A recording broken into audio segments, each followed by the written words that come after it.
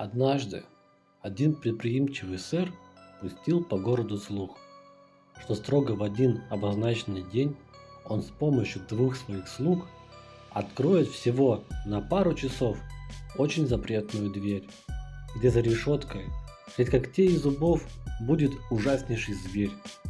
Очень великая, сильная тварь всю захватила планету, и что отныне, нынче и встарь крепче чудовища нету.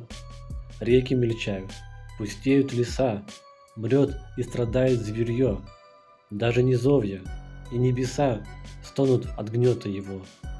Люди все шепчутся, ажиотаж, билеты раскуплены в ноль. На смельчаков нападает кураж, вскипает игристая кровь. Двери распахнуты.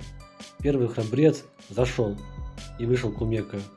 Ну расскажи же, что было, отец? Вы не поверите. Зеркало.